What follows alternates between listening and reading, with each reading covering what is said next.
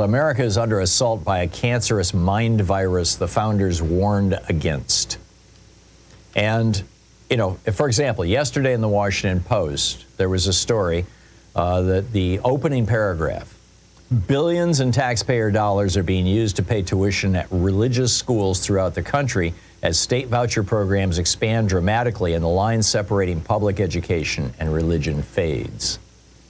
Turns out 28 states, nearly all Republican-controlled, are now spending billions of taxpayer dollars to support indoctrinating children in religion, by and large Christianity.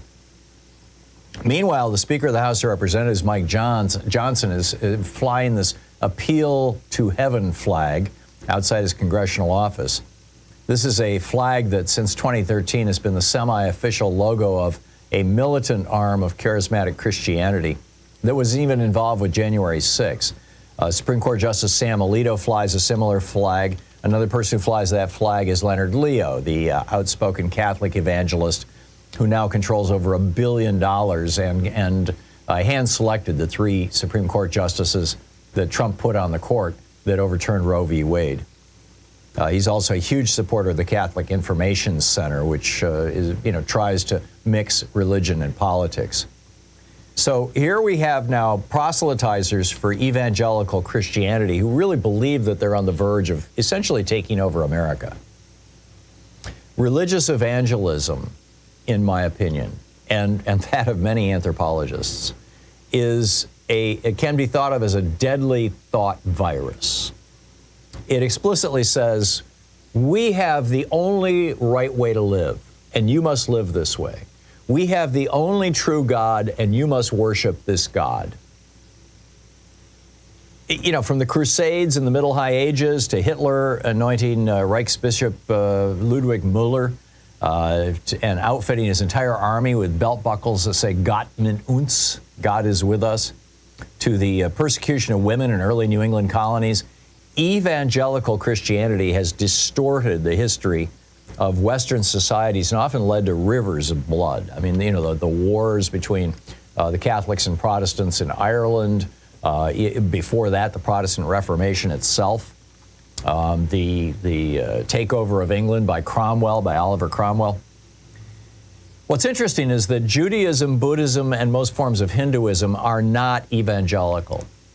They don't say, we've got the only way, you've got to be like us, or we will kill you or imprison you or deny you assets or benefits or a place in society. They basically say, Judaism, Buddhism, and Hinduism basically say, this is our way. You know, you can have your way, no problem. But Christianity and Islam have historically called for conversion, often under threats of violence, imprisonment, or even death.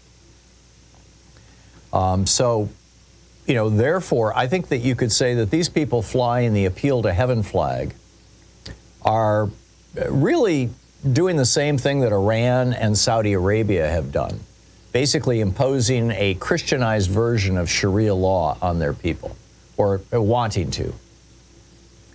Now, cancer describes a biological system where one group of cells rises up and basically takes all the resources from all the other cells in the body and eventually kills the host.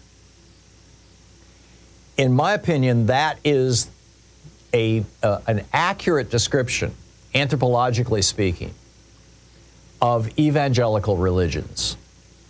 You know, specifically evangelical Christianity and Islam. Interestingly, if you read like Marshall Salen's book, Stone Age Economics, it was published back in the 60s, another one from the 60s, Peter Farb's masterpiece, Man's Rise to Civilization as Shown by the Indians of North America, or Graeber and Wengrow's new book, The Dawn of Everything, A New History of Humanity. What you discover is virtually no native societies. You can buy maps now, by the way. The Native American Library in the Smithsonian in Washington, D.C. sells these maps. But you can find them online. You can buy them all over the place, of all the tribes in North America, or even in all of the Americas. And there were literally thousands of them in North, Central, and South America. Hundreds, many, many hundreds in North America, in what we now call the United States. And they lived side by side. And by and large, they didn't have conflict. Yes, there were times when there were Indian wars, but they were not about religion. Because virtually all of the Native American religions were based on location and ancestry. In other words, they were, and in fact, for most tribes, the word that they used to describe their tribe is the word in their language for the first people on earth. That's where most of these tribes' names come from. It's just it's that word in their language. In fact, that's also what Adam, the word Adam in the Bible means first person on earth in Hebrew. So, which again is a non-evangelical religion. It's a tribal religion, essentially, a historically tribal religion. And these non-evangelical religions base themselves on tribe and place. They've got their holy spots. They don't want somebody else's holy spots. They don't want the ghosts of the tribe next door. So, even the two giant empires in the Americas, the Mayans and the Incans, they demanded that everybody within their control worship their gods, because their gods were the believed to be the ancient ancestors of their ruling class. But they didn't try to evangelize nearby tribes. They were like, this is us, that's you.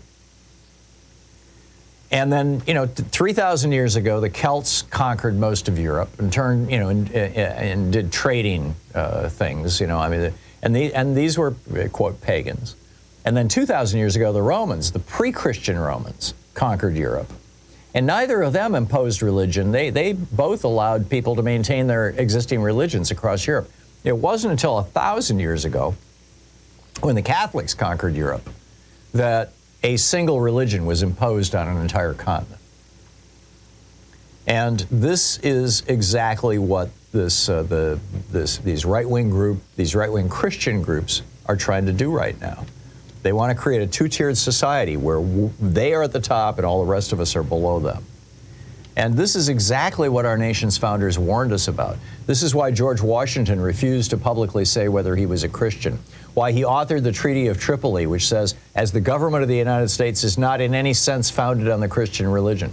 It's why Ben Franklin fled Massachusetts as a teenager to avoid mandatory church attendance and wrote, quote, I have found Christian dogma unintelligible. Early in life, I absented myself from Christian assembly. It's why James Madison, one of the few actual Christians among that core group of founders and the father of the Constitution, made his first veto in 1811 of a bill that would have given money to a local church to run the poorhouse in D.C. He added in a letter on July 10, 1822 to his old friend Edward Livingston, we are teaching the world the great truth, that governments do better without kings and nobles than with them. The merit will be doubled by the other lesson that religion flourishes in greater purity without than with the aid of government. It's why Jefferson took a razor blade to the Gospels and cut out all the stories of miracles, leaving Jesus as basically a philosopher instead of a God. That book is still in print. It's called the Jefferson Bible. In fact, it was number 22,000 on Amazon yesterday. It's still a bestseller. And he's been dead a couple hundred years. This cancer of evangelicalism now has its sights set on literally every aspect of America, this so-called Seven Mountain Mandate.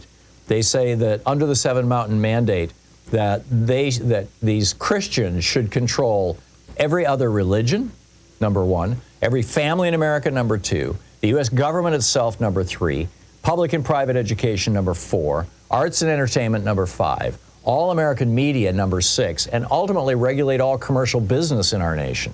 And they're succeeding in every realm, even in commerce. Southwest Airlines was sued.